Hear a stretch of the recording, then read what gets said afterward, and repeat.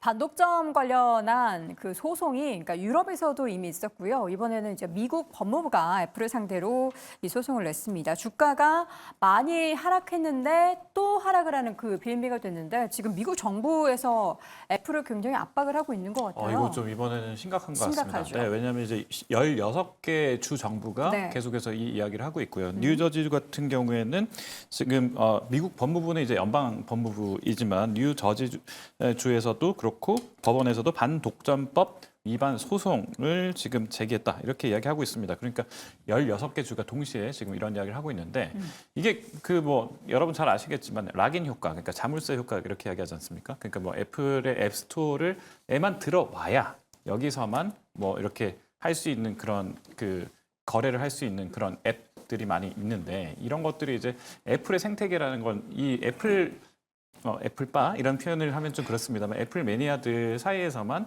이걸 너무 좋아하는데 한편으로는 이런 것들이 사실 반독점법에 걸린다 이렇게 이야기할 수 있고 이게 유럽에서도 만약에 이게 인용되면 사실 우리나라 공정위에서는 안 할 이유가 없거든요. 네. 그래서 전 세계에서 이렇게 되게 되면 아무래도 엄청난 위약금을 낼 수밖에 없게 되고 이러면 이제 기업에 좀 문제가 될 수 있고요. 여기에 더해서 이제 중국에서 실적 계속해서 지금 떨어지고 있다는 이야기가 계속 나오고 있지 않습니까? 그러다 보니까 바이두랑 지금 최근에 애플이 이제 그 AI는 바이두가 만든 AI를 탑재하겠다 이런 이야기까지 나오고 그쵸. 있는데 이런 이야기 자체도 또 미국 정부 입장에서 좀 약간 또 거슬리는 부분이 되죠. 그러니까 여러 가지로 애플이 중국에서 잘 팔려고 하면 미국 정부가 뭐라 할 것 같고 여러 지금 악재들이 계속 나오고 있는 겁니다. 네. 지금 사실 애플 같은 경우에는 지금 계속해서 판매량이 줄어들고 있는 가운데 이렇게 정부에서의 압박까지 더해진다면 사실 좋아질 이슈가 없고요. 지금까지 보면은 모멘텀이 될 만한 뭐 애플 카드 포기하겠다, 뭐 접는 폴더블 폰도 포기하겠다, 그리고 다 하고 있는 AI 관련해서는 자체적인 기술이 없고 구글 거 탑재하고 바이두 거 탑재하고라고 하는 건데 결국에 뭐 이런 거 하는 것 자체만으로도 어떻게 긍정적으로 봐야 하는지 아니면 애플만의 AI가 없다라는 것에 있어서의 좀 왜 애플은 없지라고 우리가 의구심을 가져야 하는지 어느 쪽을 보십니까? 그러니까 의구심을 가져야 되는데 이거는 전 양방으로 보고 있습니다. 그러니까 애플 자체가 원래는 다른 기업들이 열심히 해놓은 거를 지켜보다가 후발로 막 슉 쫓아가서 그 시장을 장악하는 사례가 상당히 많이 있었잖아요. 네. 그러다 보니까 이게 그냥 그 타이밍을 재고 있는 건지 아니면 진짜 뭔가 문제가 있어서 못 따라가는 건지에 대해서는 좀 생각을 해봐야 되지 않을까라고 보고 있는데 저는 이때까지의 그런 기업의 흐름을 봤을 때 좀 전자의 흐름이지 않을까 싶습니다. 어쨌든 뭐 자금력이나 이런 부분이 상당히 좀 있는 회사이기 때문에 뭐 충분히 관련된 흐름에서 뭔가 모멘텀을 만들어내지 않을까라고 보고 있고요. 다만 그런 거는 우리가 고민을 해봐야겠죠. 그러니까 스마트폰 쪽으로 어쨌든 많이 치중이 되어 있는 회사에다가 이제 소프트웨어 쪽으로 상당히 좀 이익이 챙겨졌었던 그런 상황인데 앞에서 잘 설명해 주신 것처럼 지금 이제 규제나 이런 부분에서 상당히 그런 부분에서의 매력도가 좀 떨어질 수 있는 상황이거든요. 그럼 기업 쪽으로 봤을 때는 단기적인 충격 자체는 좀 상당히 있을 것 같고요. 그리고 이 이슈가 단기적으로 끝나기가 어렵겠죠. 좀 질질 끌릴 상황이 좀 만들어질 텐데 그럼 거기에 맞물려서 뭔가 이걸 턴할 수 있는 포인트가 필요한데 뭐 애플카부터 시작해서 좀 다 좀 접혀가는 그런 분위기다 보니까 한동안은 좀 어려운 시기를 좀 겪지 않을까라는 생각을 합니다. 다만 이제 만약에 전자의 그런 관점으로 뭔가 다른 기업들이 하는 것들을 보고 후발로 준비를 하고 있다라는 관점으로 본다면 오히려 해당 기업도 좀 적절한 투자 포인트로 좀 접근이 가능하겠지만 당장의 우리나라 기업들 중에서 애플발의 영향이 큰 종목군들 같은 경우는 좀 쉽지 않을 확률이 굉장히 높아지겠죠. 그래서 투자 아이디어 자체를 상당히 좀 다르게 보셔야 되지 않을까라는 부분을 좀 말씀을 드리겠고요. 이 이슈 자체는 좀 상당히 길게 갈 수 있는 부분이다라고 해석을 하고 있습니다. 국내에 영향을 미치는 업종 사실 뭐 지겹게도 말씀을 많이 드렸습니다. 뭐 LG노텍을 비롯해서 디스플레이 관련한 기업도 그렇고 지금 화면에 나오는 것처럼 한국의 아이폰 부품 관련한 그 비중이 LG노텍이 지금 가장 높고요. 그 다음에는 이제 상장되지 않았으니까 삼성디스플레이, 그 다음에 LG디스플레이 순서인데 뭐 워낙에 이들 기업은 이미 주가가 많이 빠져 있지 그렇죠. 않습니까? 네. 더 빠질 게 있나라는 생각도 드는데 그래도 좀 추가적인 타격이 있을까요? 일단 LG노텍 같은 경우에는 전체 매출에 네. 이 애플이 차지하는 비중이 굉장히 높아서 일단 현재 구간에서 조정이 나오면 좀 매수를 하겠다라는 부분은 다소 저는 위험할 수도 있지 않겠는가라는 생각이 들고 있고 대신에 이제 LG 디스플레이 같은 경우에는 조정의 폭 자체가 이제 차원이 다르죠. 근데 그렇기 때문에 오히려 LG 디스플레이 같은 경우에는 조정 시에 좀 매수를 해볼 수는 있지 않겠는가라는 생각이 드는데 결국 이겁니다. 우리가 이제 애플에 대해서 좋은 점수를 줬던 건 시대를 대표하는 성장주의 모습이었거든요.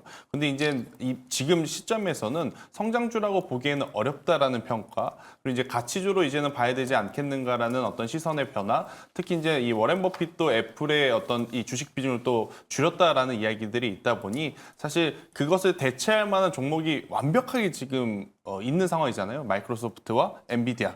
거기다 이제 시총 순위도 바뀌었다라는 것을 단순히 어떤 순위가 바뀌었다라고 인식을 할 게 아니라 네. 시대가 변화했다라는 것을 저는 의미한다라고 생각이 들어서 그 변화에 우리가 과거를 너무 목매어 볼 필요는 없다. 그러니까 변화된 모습에 조금 순응을 해야 되기 때문에 애플 쪽은 시간을 두고 천천히 조금 더 보셔야 되지 않을까. 지금 애플이 사실 어떤 새로운 혁신에 대한 기술을 보여준 적이 굉장히 오래됐어요. 그래서 지금은 애플은 일단 시장의 그 모습을 한번 보여줘야 어떤 투자의 심리가 회복이 되지 않을까. 그때 관련주들을 다시 봐도 괜찮다. LG이노텍, LG 디스플레이, 뭐 삼성 디스플레이, 더구전자, BH 이런 쪽은 일단 관심 종목에 넣어두시고 낮다라는 이유로 사기에는 아직까지는 불확실성이 많다라는 의견 드리겠습니다. 지금 주가가 많이 낮아져 있네요. 여기서 뭐 추가적으로 하락해도 뭐 얼마나 더 하락하겠나라는 생각이 들 정도인데 이렇게 낮아졌다고 해서 또 막상 사면은 또 지금 시점에서는 안 된다라는 말씀까지 해주셨는데 이재규 교수님 동의하십니까?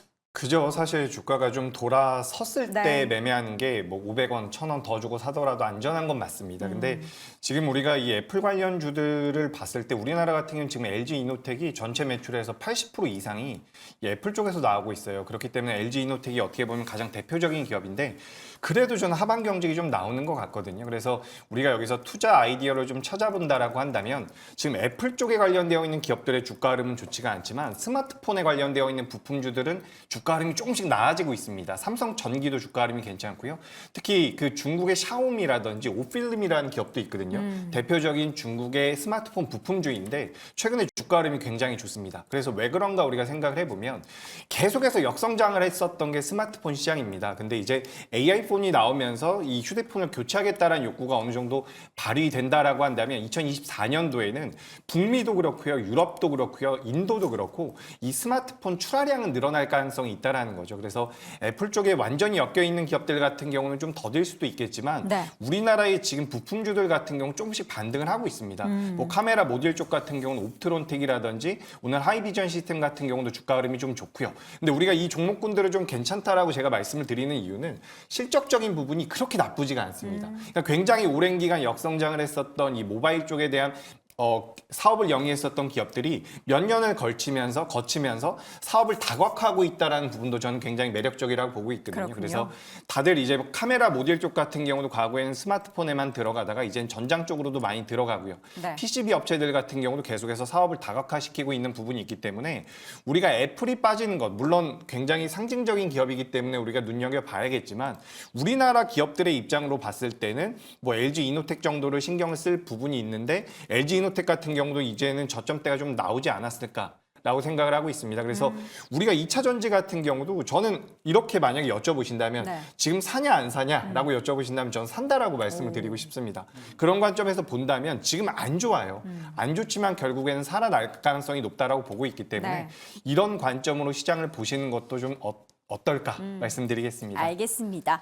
자, 이렇게 해서 2차 전지 관련한 이야기를 쭉 나눠봤습니다. 한 줄평 내용 확인해 보시죠. 박수호 교수입니다. 소나기는 피해야 한다. 이재 교수, 애플 부진해도 IT 부품 반등 줄 것이다. 김태선 교수는 시대 변화에 다소 떨어진 영향력을 갖추고 있다. 하창원 교수, 소나기가 내리는 지역은 비의 영향을 받는다라고 의견을 남겼습니다.